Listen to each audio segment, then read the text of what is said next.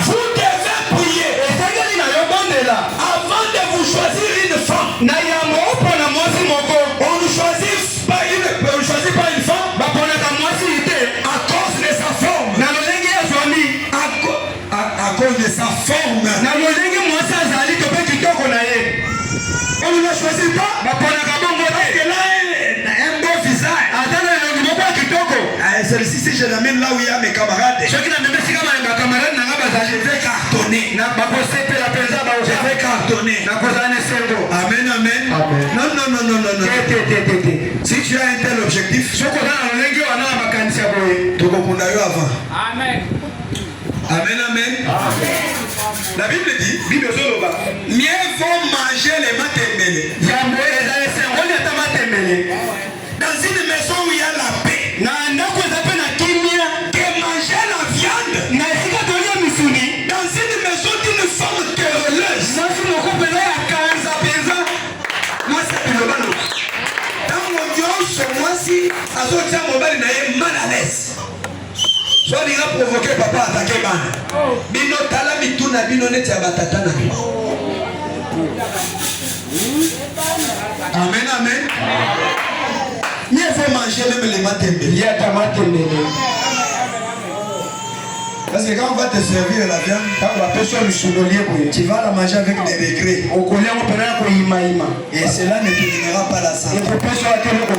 Ça va commencer à t'arranger. On te voit, tu manges bien. Mais au cocon, que Dieu vous bénisse.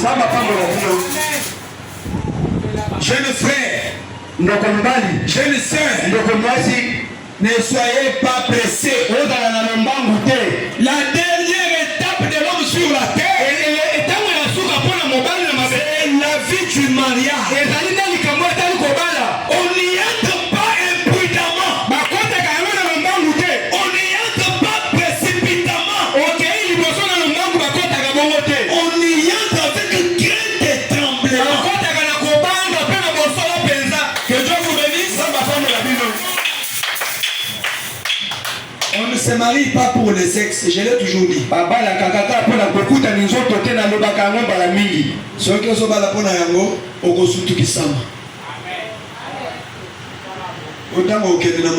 faut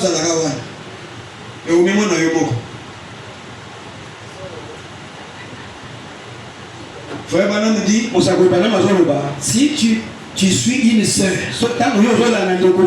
tu beau visage. Un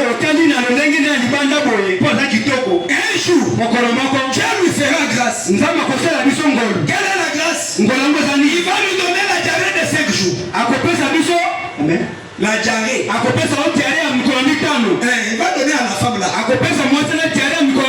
5 jours. Tu vois toutes les joues qui étaient gonflées. Tout le corps qui était gonflé. Et si ton amour était basé sur ce que tu voyais,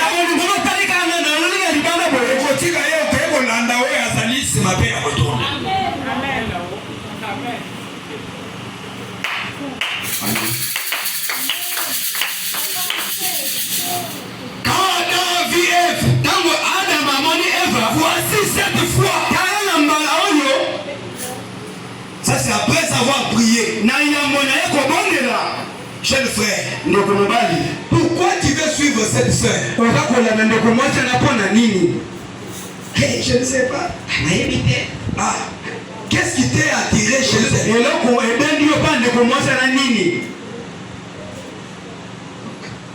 Les gens entrent d'une manière imprudente. C'est comme ça qu'aujourd'hui les hommes prennent les femmes d'autrui.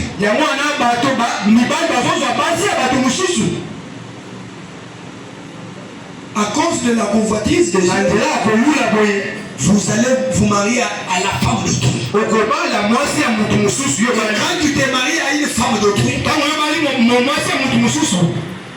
vous n'aurez jamais la paix. Et j'ai toujours dit, on ne se marie pas pour divorcer. Seule la mort doit nous séparer.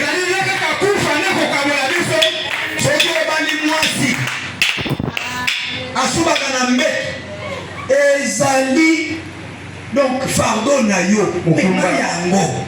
Wo papa mais tous les jours mais toi la Liban. Maman na bino pesa na mi bale mwana yena nte. Maman na jour no se. Ozanga kobondela. Wana okokumbango. Tiye pe o manotambo na bilamba eza na masuka. La profondeur appelle une autre profondeur. Quand le jeune frère te dit, sœur, je t'aime. Dis-lui que j'ai pris aussi. Qui a chassé les filles des prix. Ici on ne prie pas.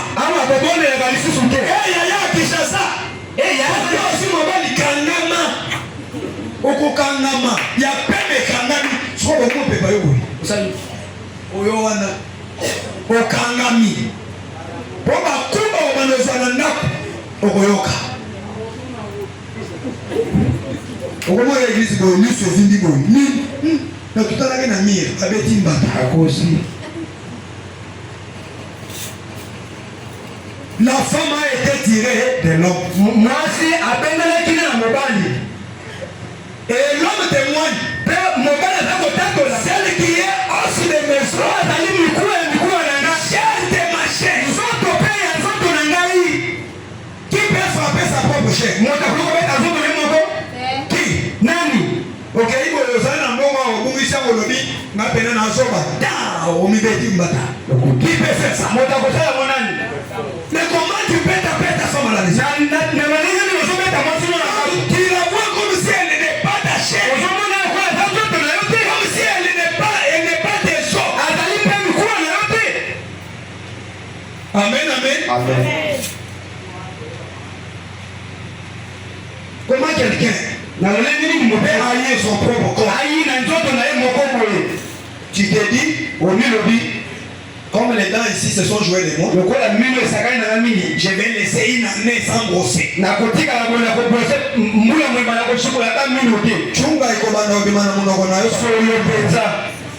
Amen. Et c'est toi-même, c'est au détriment de toi-même.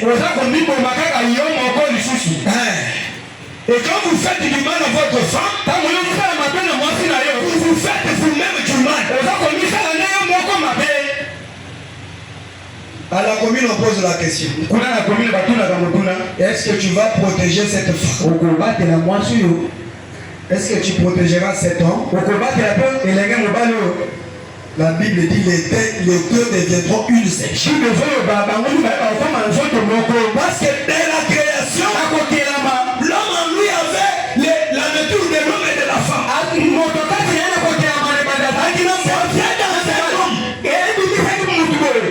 tu as séparé l'homme et la femme. Mais par la création, et où tu n'as pas. Amen. Donc quand le frère Bertin est encore célibataire, il n'est pas complet.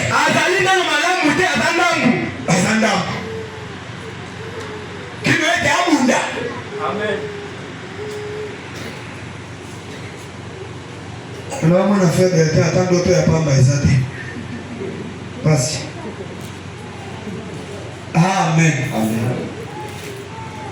L'homme était là avec la femme. Il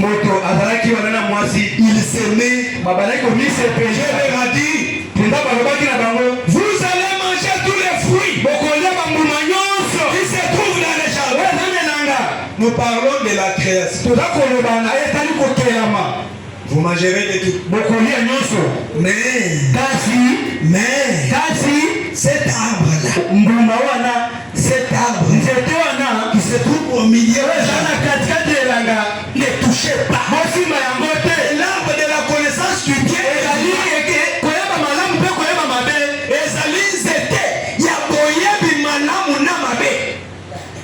Les jours où vous en mangerez, vous allez mourir. Alléluia. Amen. Dieu a laissé. L'homme était là-bas. Il pouvait préparer les légumes. Il pouvait manger les légumes. Il pouvait tuer même les animaux. Il mangeait. Un jour, de la création, Dieu a créé un être qui était plus rusé, plus que l'homme. Il s'appelait Monsieur le serpent. Il a écouté la parole de Dieu. Quand Dieu parlait à Adam et Ève, le serpent a écouté. Et quand Dieu est parti, il est revenu avec sa prédication. Vous savez que tous les jours où Adam était dans le jardin, le serpent était là. Mais le serpent n'était jamais venu vers Adam. Parce que Adam avait la parole. C'est difficile de tromper un homme facilement comme ça.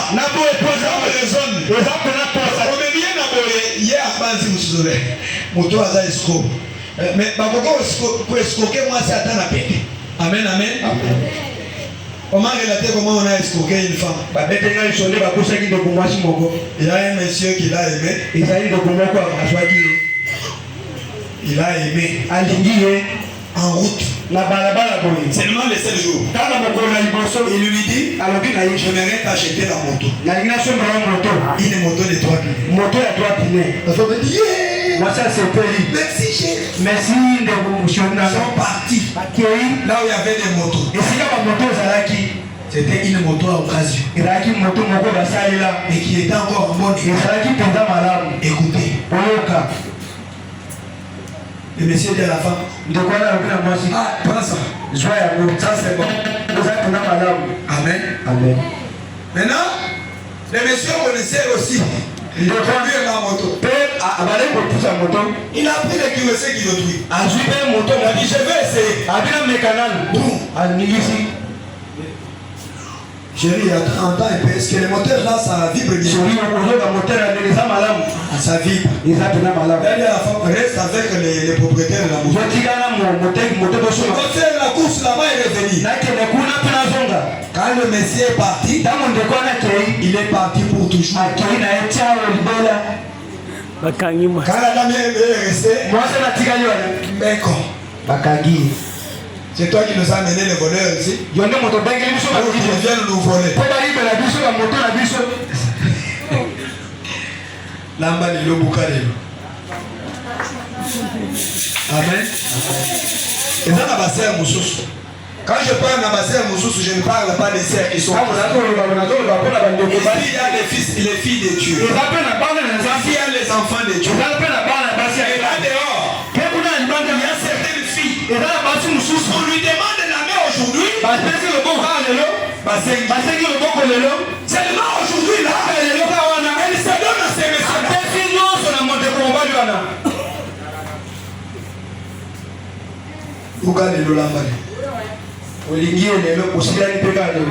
Il y a une femme ici. Une jeune femme à Lembaïm aussi. On l'avait opéré. Elle a aimé un monsieur. Le monsieur l'a invité à l'hôtel. Le même jour, la fille a trompé chez elle. Parce qu'on devait lui donner $10,000. Et quand elle est partie, papa Soli et Sokina, il a évité Sokina, Makamokina, papa Soli, c'est Yakati. Papa Oli, on a vu un bango,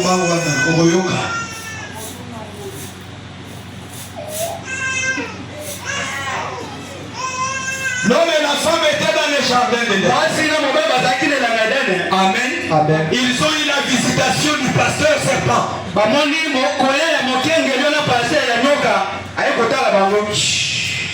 Il est venu. Aïe. Ève, shalom. Shalom, ma bien-aimée. Écoutez, le serpent l'a parlé. Ce n'est pas celui qui siffle aujourd'hui. Celui-là a parlé. Celui-là ne rampait pas. Amen, amen. Celui-là marchait. Il parle à elle. La prédication du pasteur là, réellement il avait dit que nous ne pouvons pas nous aider entre frères et sœurs. Amen. Ça c'est pour capter les esprits faibles. La Bible dit aimons-nous les uns les autres. Un frère qui vient avec un verset mal interprété. Et toi aussi, comme la Bible a dit, aimons-nous. Vous vous aimez, le pasteur ne connaît rien. Après quand ça va venir aussi. Papa,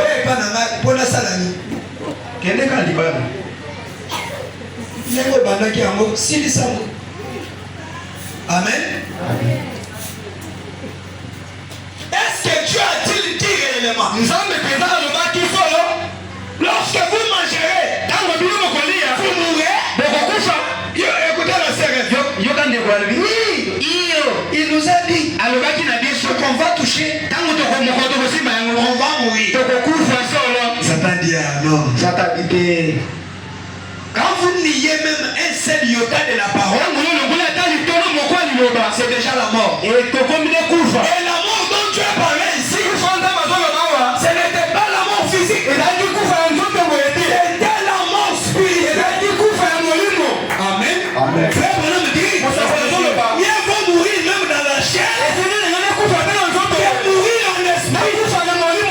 Parce qu'il y a certains gens qui marchent mais qui sont déjà morts.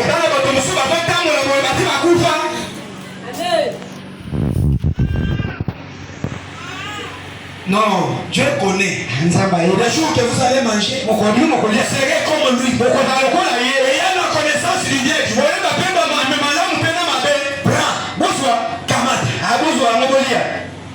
Le serpent prend. Il donne à la femme. La femme mange les fèves. Et les témoins de Jéhovah nous disent ils ont mangé la pomme.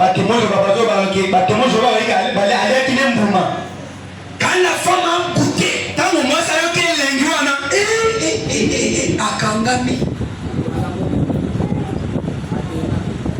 elle est partie vite. Adam. On fait passer les histoires.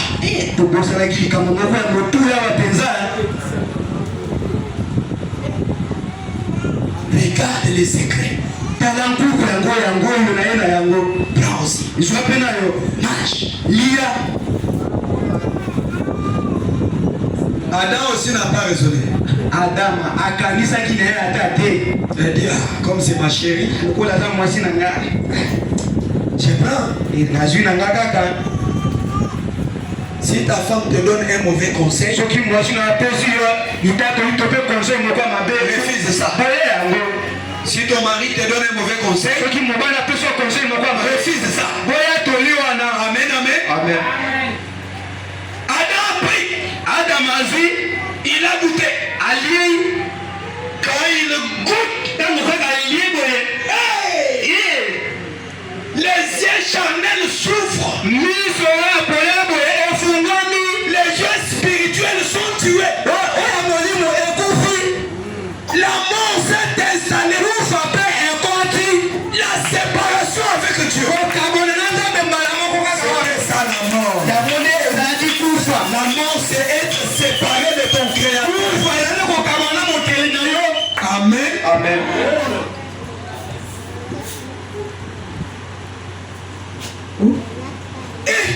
C'est comme ça qu'on est. Mais tous les jours, ne savait pas ça pourquoi. Il est parti chercher les feuilles de filles. Frère Branham me dit, les serpents avaient connu Ève pour 20.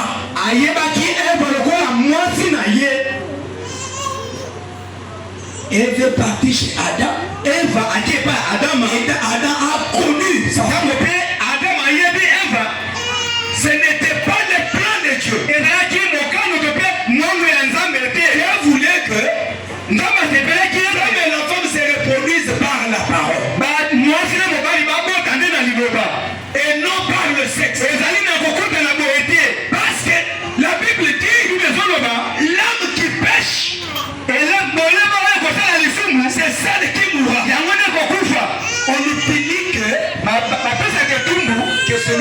péché. oyo asali lisumu On punit la chose qui a péché. bapesaka etumbu eloko esali lisumu.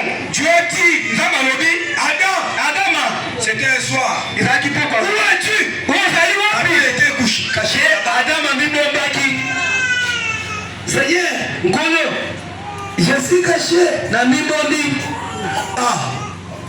Caché pourquoi? Omibombi mpo na nini? Est-ce que tu as mangé l'arbre que je t'avais interdit? olie mbuma napekisaki te. Je vous ai dit, nalobaki na bino ces fruits-là, mbuma wana ça se trouve seulement au milieu du jardin. yango ezali na katikati ya elanga. Amen. Au milieu du jardin. na katikati ya elanga. Adam, au lieu de demander pardon à Dieu, esika singa bolimbisa mpo na nzambe il dit Seigneur, alobi te tata la femme mwasi que tu m'as donné oyo opesaki ngai a pris le fruit, azwi mbuma wana il m'a donné. apesi mpe ngai yango. Dieu n'a pas laissé. nzambe atikaki te. Toi femme, yo mpe mwasi pourquoi tu as fait ça? osali boye mpo na nini? Ce n'est pas moi. eza ngai te. C'est le serpent ezali na nyoka qui m'a séduite. ye nde apengwisaki ngai. Est-ce que vos esprits peuvent s'ouvrir? milimo elimo ezoyoka. Le serpent m'a séduit. nyoka nde apengwisaki ngai. On m'a séduit avec la parole. apesi ngai mbuma. Bakopengwisa na mbuma. amen. Yoso lia pomo opengwi. Yokasi wo mbuma. Amen. C'est le serpent qui m'a séduit. ezali nde nyoka moto apengwisi ngai. Donc comme il t'a séduit, lokola ye apengwisi yo. je suis parti séduire ton mari. yo mpo te kopengwisa mobali na yo. Amen.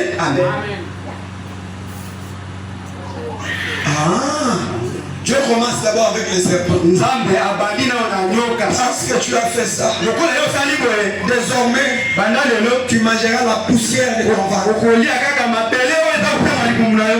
Nyoka alali na se. nyoka alali. Toi femme, yo mpe mwasi comment tu as fait ça? lokola osali boye Dieu a commencé à punir la chose qui a péché. nzambe abandi kopesa etumbu eloko ya liboso esalaki. Apesi etumbu na eloko esumukaki. Tu mettras au monde avec des douleurs. okobota na mokili na mpasi mpo bota bopasi liboso.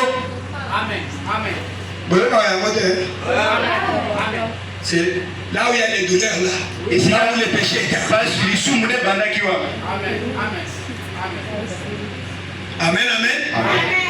L'homme, mobali comme tu as écouté ta femme, lokola mpoyoki mwasi na yo tu mangeras la sueur de ton frère. okonyanga motoke komema na nzoto na yo. Dieu a placé les chérubins. nzambe ate basheribe wana Ils ont protégé l'arbre de vie. babandi kobatela nzete na bomoi. Dieu a dit, nzambe alobi de peur que l'homme revienne manger nazembo te moto akolia afin qu'il ait la vie éternelle. bongo nyonso bomoi na seko. Désormais, kobanda lelo le jour de l'homme sur la terre mokolo moto wana sera de 120 ans. ekozala kaka na mibu wana ya 120 ans suka. Il y a eu des limites. suka deloko L'homme qui vivait dans un siècle, moto abali kobika na mikolo un siècle parfait, nyonso ebongi mpe qui était éternel. azalaki seko na seko. Maintenant, sasa hivi le temps est entré. mikolo ekoti On a fixé le temps. ate mikolo L'éternité a disparu. seko na seko L'homme a perdu le pouvoir. moto abungisi mokonzi. L'homme a perdu l'autorité. abungisi mokonzi. Dieu nous a fait donner. oza bapesaki ye Comme il s'est couché les feuilles de figue, lokola azwi banzete wana akangi na nzoto na ye. Dieu, nzambe alobi il va immoler un agneau. esengeli na ye azwa mwana mpate moko Il prend la peau. azwi poso Il couvre l'homme. akangi mobali Il couvre la femme. mpe akangi mwasi Il les chasse. mpe abengani bango. ale abekenda bolongo.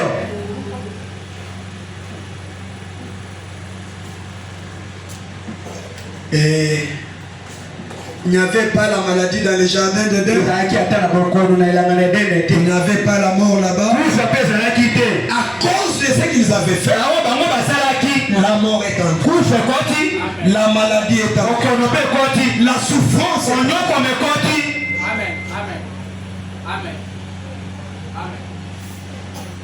chaque fois que nous transgressons, chaque fois que nous allons au-delà de la parole de Dieu, quand nous faisons ce que Dieu a interdit,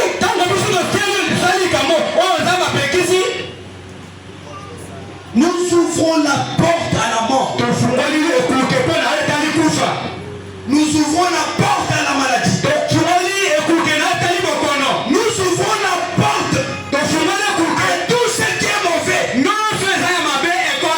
Que Dieu vous bénisse. L'homme a perdu son pouvoir. Alors que quand il a été créé, Dieu l'avait créé pour qu'il vive éternellement. Dieu ne l'avait pas créé pour qu'il se débrouille.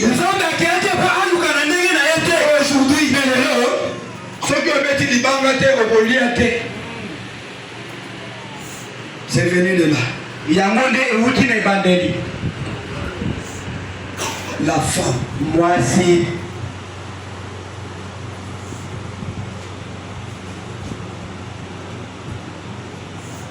Écoutez, vous savez, je vous ai dit que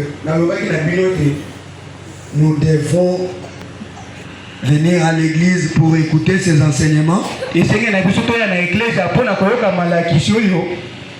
Parce que ça nous amène à l'imposition des mains pour le Saint-Esprit.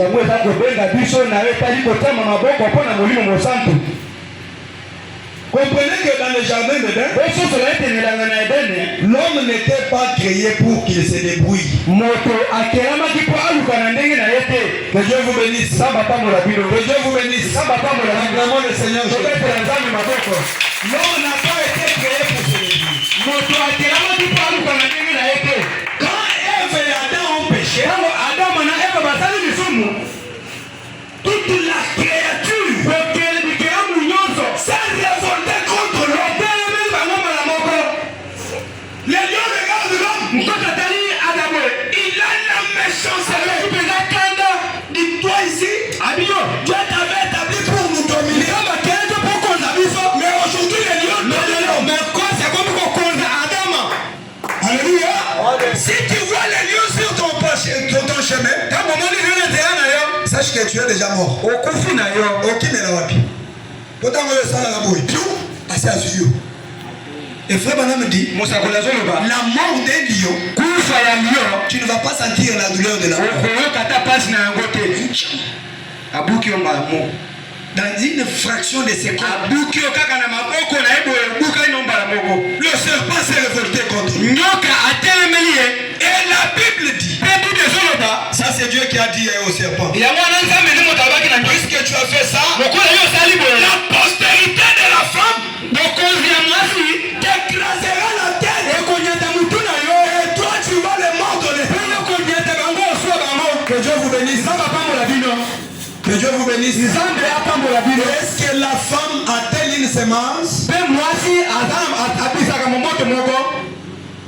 Est-ce que la femme a-t-elle une semence?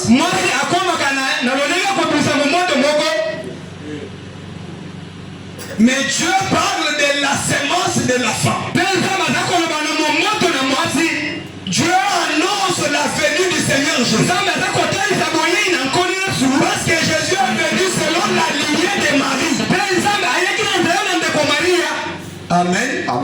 Nous allons voir cette semence de la femme. Il devait grâcer le diable.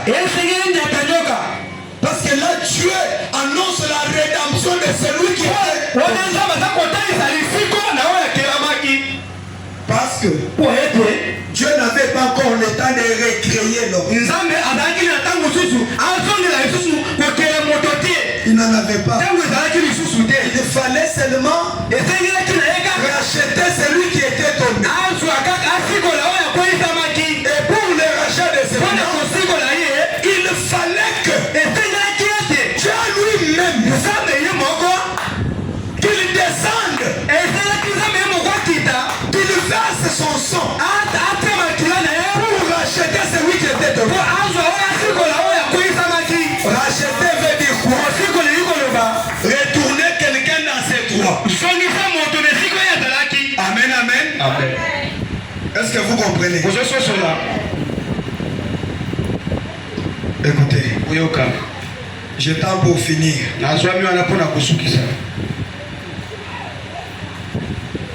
Ne dormez pas s'il vous plaît. Voilà la terre.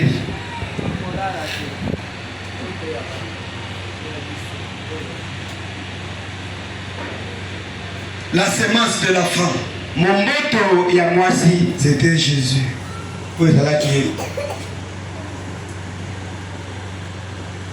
Prenons la perfection. J'ai prêché le 10 juin 56. Au paragraphe 21-22. Je passe même dans 15 minutes et j'ai fini.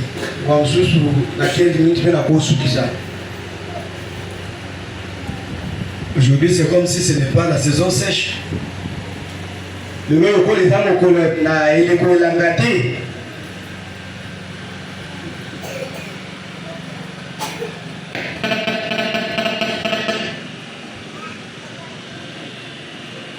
Amen, amen. Amen.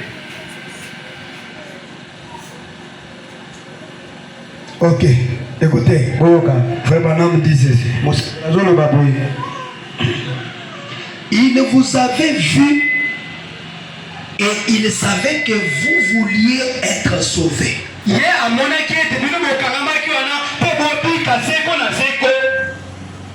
Amonaka bino. Amen.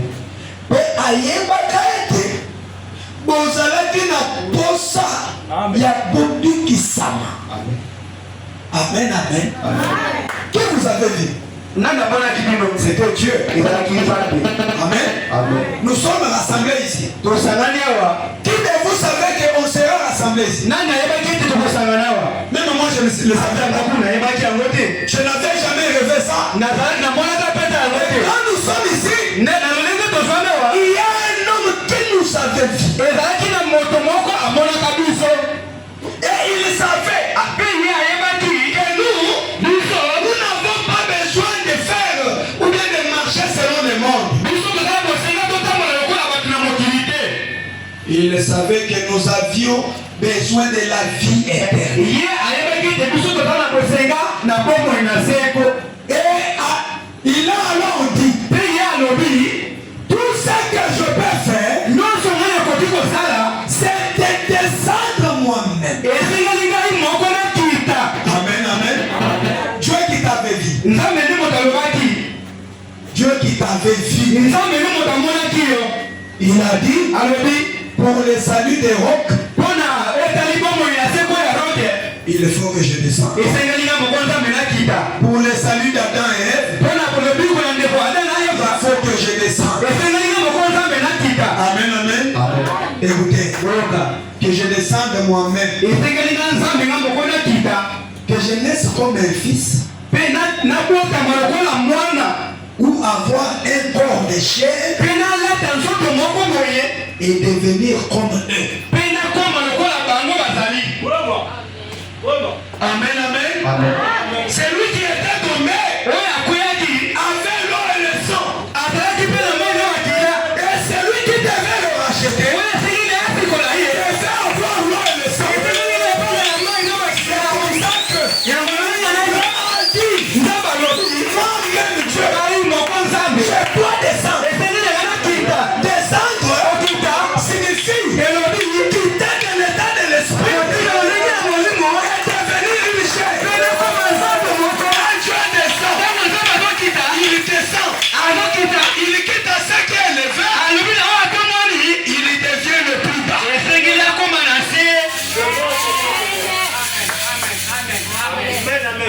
Amen. Amen.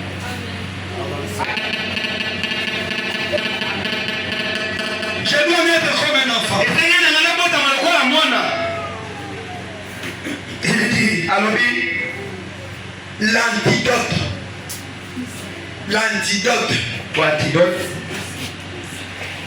La noce moelle. Vous voyez quand quelqu'un souffre, quand quelqu'un est malade, vous et moi, Nous accourons vers le centre là-bas. Vers le centre. Nous allons au centre. J'ai dit viens l'aider. Nous allons au centre. Docteur, je suis malade. Docteur va prendre le thermomètre. Le poids. Attention. Le battement du cœur. Et il doit te donner un antidote. Antidote, c'est quoi? Quand on trouve la maladie en toi, on doit te donner les produits. Et c'est la qui s'était détournée. C'est un produit. Donc, qui a les microbes. Les mêmes microbes qui se trouvent dans ton corps. Mais les microbes de ces produits-là est plus puissant que celui qui est dans ton corps. Alléluia. C'est comme ça quand quelqu'un prend mal les produits, ce sont des poisons. Amen. Et cela ne guérit pas. C'est juste un antidote. Ça va combattre les microbes. Et ça ne guérit pas. Celui qui guérit, c'est le Seigneur Jésus-Christ. Amen. Écoutez, il dit ceci. L'antidote. Alors, quel a été l'antidote? Celui qui était tombé était un homme. Il avait la chair, il avait l'eau, il avait le sang.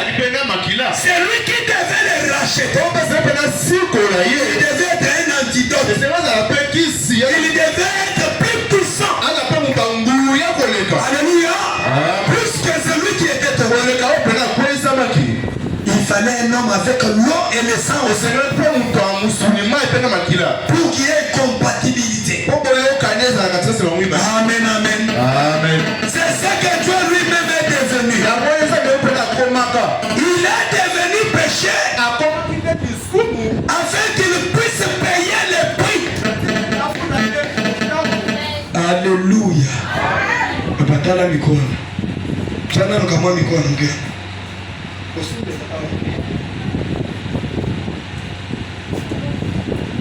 Donc quand l'homme et la femme, quand Adam et Ève sont tombés, il y avait un prix qui avait été demandé pour leur rachat. Amen.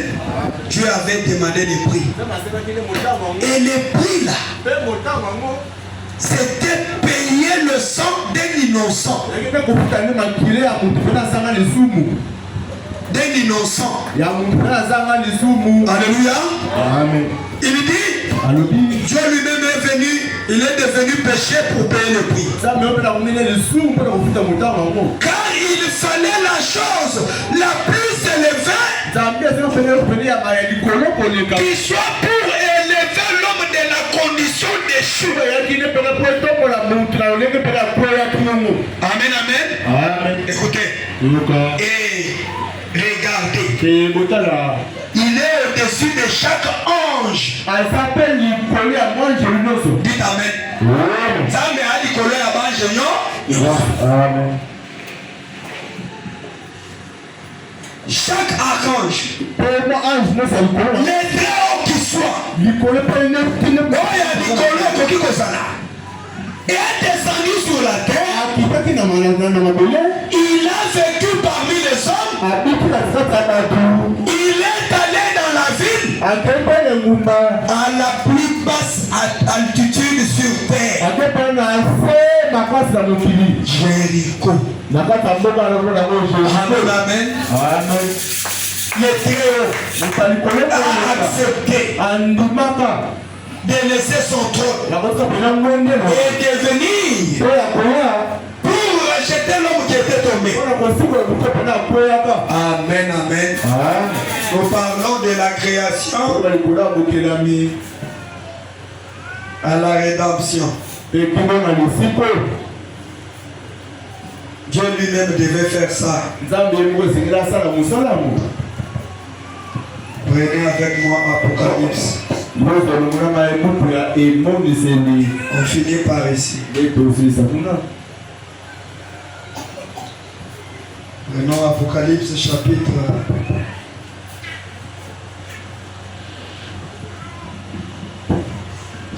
5.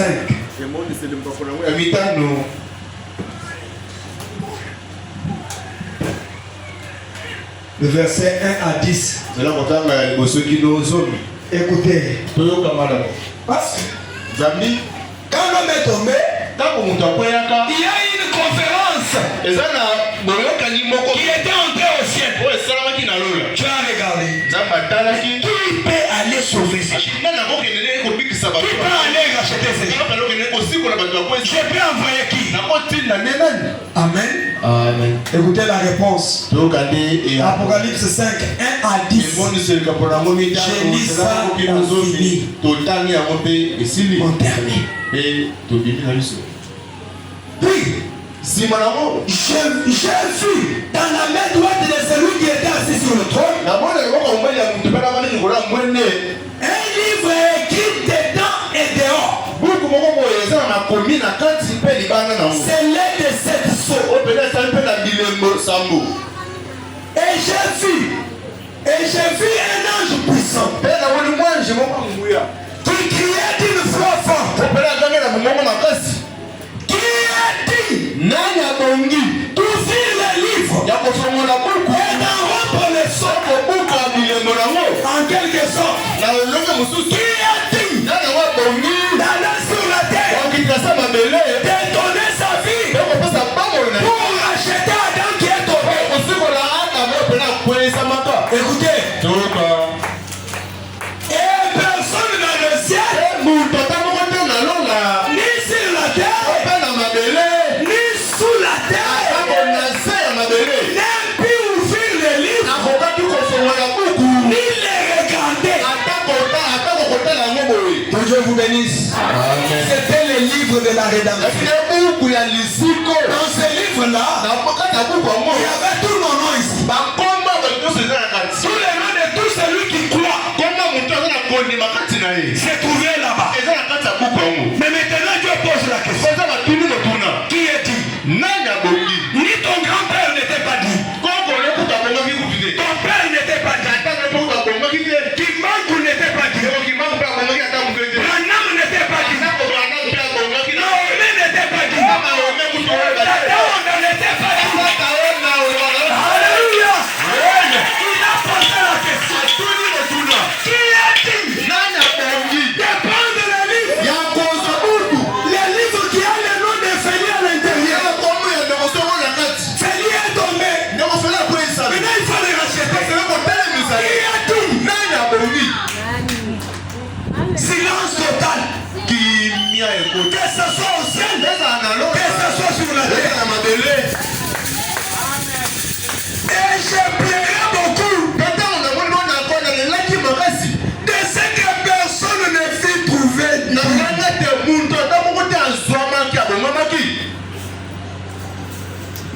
d'ouvrir le livre, ni de le regarder. Atakotala livre yango. Makoki ezalaki te. Oh Jésus. Personne ne fit trouver digne de regarder même le livre. Ni de le regarder. Écoutez, Jean a commencé à pleurer. Il a fait un deuil. Il a pleuré. Hey, je suis perdu. Il n'y a personne. Hey, même le chef coutumier de chez nous, il n'a pas la capacité. Même le président de la République, personne. Oh Jésus, je suis perdu. J'ai commencé à pleurer. J'ai commencé à pleurer. Et l'un des vieillards me dit, ne pleure point. Je ne pleure point. Voici les lions. Les lions de la tribu de Juda. Les rejetons de David. Là on annonce Jésus.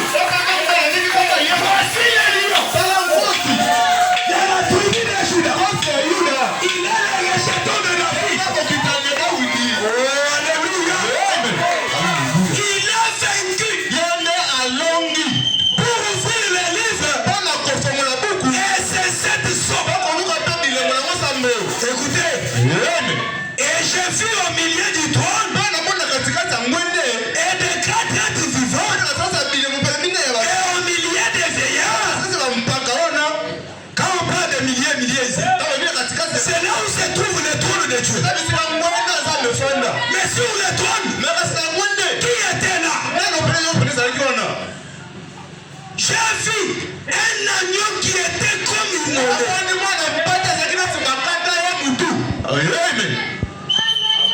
Jean, ne pleure pas. Regarde les lions de la tribu des Juda. Amen. Il a vaincu. Quand Jean regarde, il ne voit pas les lions. Il regarde, il voit un agneau. Comme immolé. Avant que tu le pêches, avant que le péché soit, l'expiation était déjà faite.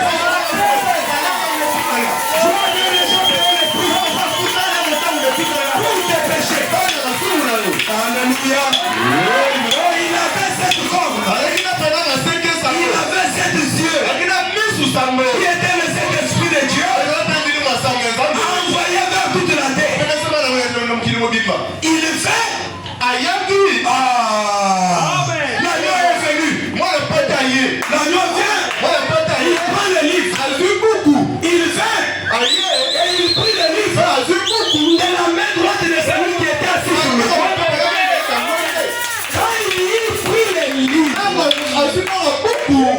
les quatre êtres vivants et les 24 êtres vieillards se prosternèrent devant l'agneau.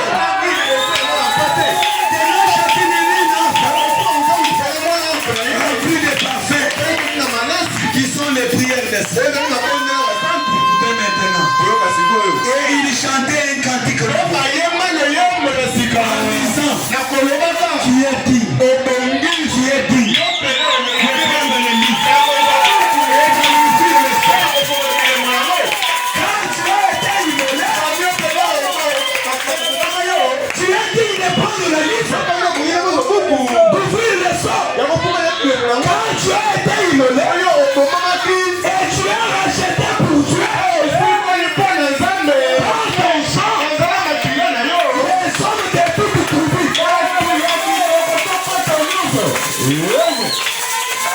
Alléluia. Tu es dit de prendre le livre et d'en ouvrir le sang. Quand tu as été immolé, Jésus-Christ est l'agneau d'Abel. Alléluia. Jésus-Christ, il a été représenté par les béliers. Abraham, tu as la place en terre. Tu as été immolé parce que tu as racheté pour Dieu les hommes de toute tribu. Dans l'assemblée de Dieu, il n'y a pas de tribalisme. Nous sommes des Louba. Nous sommes des Tétélé. Nous sommes des Bangal. Nous sommes des Bayam. Nous sommes des... Ici, c'est le rassemblement de ceux qui avaient été rachetés par Dieu. La Bible dit que toutes tribus. Si mon frère qui est mon gars est racheté par le même sang qui m'a racheté, c'est mon frère. Je vais l'embrasser. Je vais lui faire confiance. Amen. On va commencer à choisir. Vous savez qu'ici à Kini, nous les Louba, nous ne nous aimons pas. Attention avec les royaumes. Attention. Je ne veux pas que cet esprit-là soit ici. Alléluia. Nous sommes les fils et les filles. Il continue. Il dit ceci. Tu as racheté les hommes de toute tribu, de toute langue, de tout peuple et de toutes les nations. Tu as fait un royaume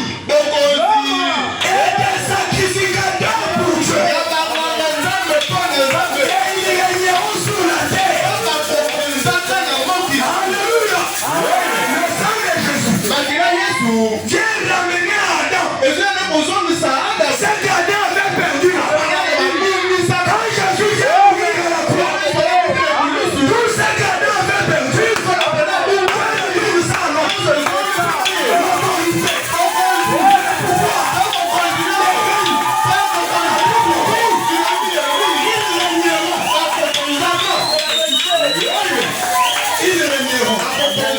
c'est ton temps de régner. Il ne faut pas pleurnicher. Les choses ne marchent pas. Il va régner sur la terre. Dieu a mis en toi ses pouvoirs. Et il t'a restitué ça.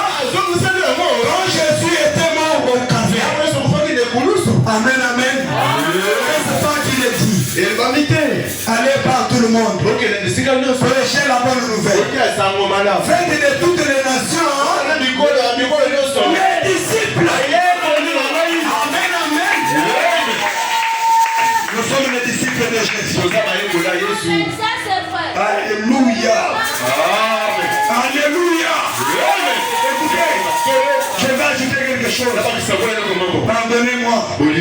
Ésaïe 53. Ésaïe 53. Mon frère, ma soeur, les sangs qui t'ont racheté, c'est pas le sang de ton grand-père. C'est le sang de Jésus. Jésus est descendu lui-même. Il est descendu lui-même. Il a pris ta place. Il s'est donné à ta place. Oh, écoutez, qui a cru à ce qui nous était annoncé? Qui a reconnu le plan de l'Éternel? Il s'est élevé devant lui comme une femme. Comme un rejeton qui sort d'une terre desséchée. Il n'avait ni beauté, ni éclat pour attirer l'homme. Ça c'est Jésus. Jésus n'avait pas la beauté. Quand il marchait comme ça, tout le monde l'était libre. Écoutez, et son aspect n'avait rien pour nous plaire. Méprisé, abandonné les hommes. Homme de douleur et habitué à la souffrance. Semblable à celui dont on détourne le visage. Nous l'avons dédaigné. Oh Jésus.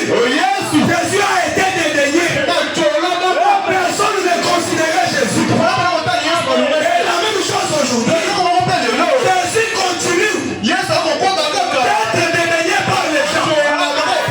Qui est Jésus aujourd'hui? La parole que nous prêchons. Est-ce qu'au commencement était la parole? La parole était Dieu. La parole était Dieu. Écoutez. Cependant, ce sont nos souffrances qu'il a portées. C'est de nos douleurs. Il est chargé. Et nous l'avons considéré comme puni. Frappé de Dieu. Et humilié. Mais il était blessé pour nos péchés. Il était brisé pour nos iniquités. Le châtiment qui nous donne la paix est tombé sur lui. Et c'est parce que nous sommes guéris. Alléluia. Nous étions tous errants. Des brebis. Chacun suivait sa propre vie. Et l'Éternel a fait retomber sur lui. L'iniquité de nous tous.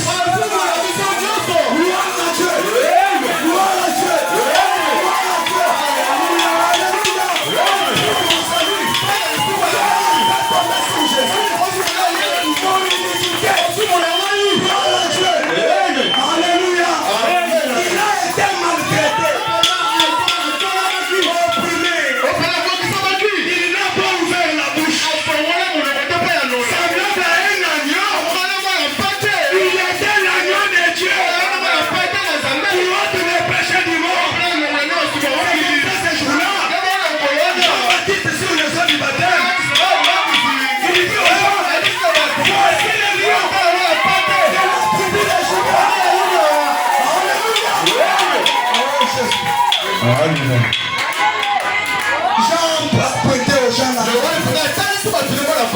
L'agneau de Dieu qui ôte le mal. L'agneau de Dieu qui ôte le mal. Alléluia.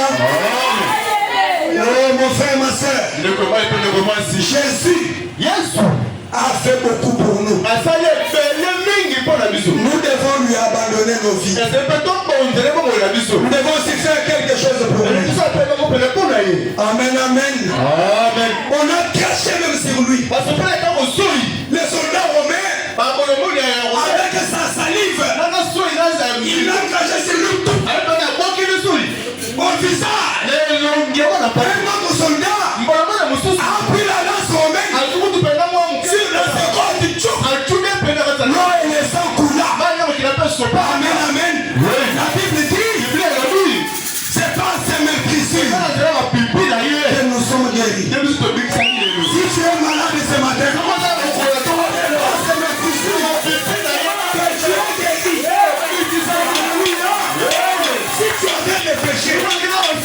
son sang lave les péchés. Ici ce matin, il y a une fontaine. Il y a une fontaine. La fontaine du sang. La fontaine remplie du sang de Marie.